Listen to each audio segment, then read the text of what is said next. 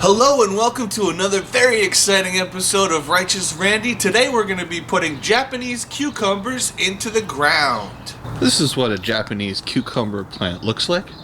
They grow to be very long and skinny cucumbers, and I find them to be delicious.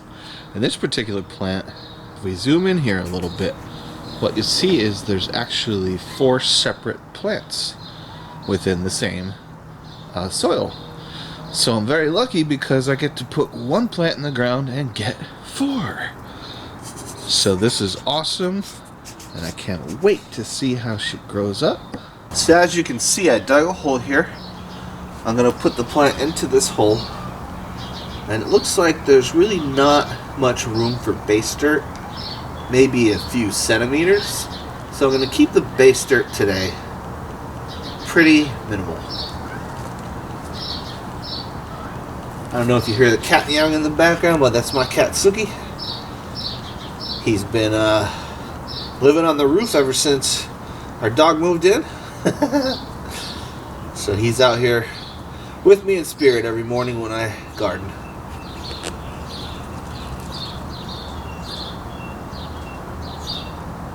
Okay, that looks about right, but as I said, we want it minimal. So I'm going to dig a little bit out here, get this plant further down, because we want the edges of the plant to line up with the ground. That looks good. Now what we're going to do is we're going to tip the plant over very gently. Put your fingers in the soil, tip it over, squeeze, squeeze, squeeze our way. Plant coming out. Put your other hand on the bottom, flip it over, place it where it goes. This plant is extremely wet. I watered it last night because the folks at the garden center did not water it too well. But that won't be a problem anymore. So I'll be watering this bad boy every single morning. I find it's best to water your plants every morning.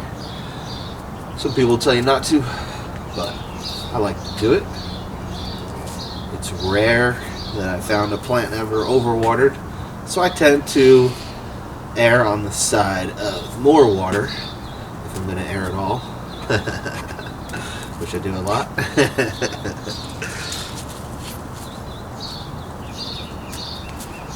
Don't be afraid to move your plants around. They're pretty hardy. Just don't push them too far. And definitely don't snap any of the stems. Don't bite any of the leaves. We'll leave that up to my dog Callie. In fact, if you have if you have pets around, it might be good to, at least for the first couple of weeks, try to discourage them from getting near the plants. One way I do that is use a tomato cage. I went on Amazon and looked up something that is like a pest, keeps pests away from your plants. Just a little tent that goes over them.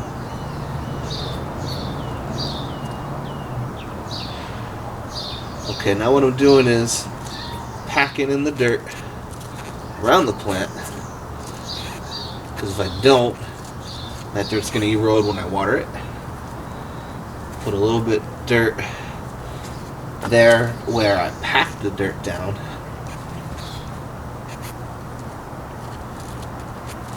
Now gently pack it again.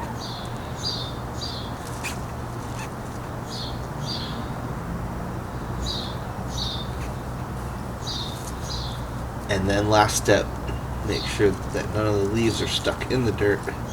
And make sure you didn't bury any of those leaves, because they're all important. And voila, our cucumber plant is in the ground. And that's all there is to it. Remember, gardening helps with your mind, body, and soul. Keep it going. Thank you so much for joining me, and I'll see you next time.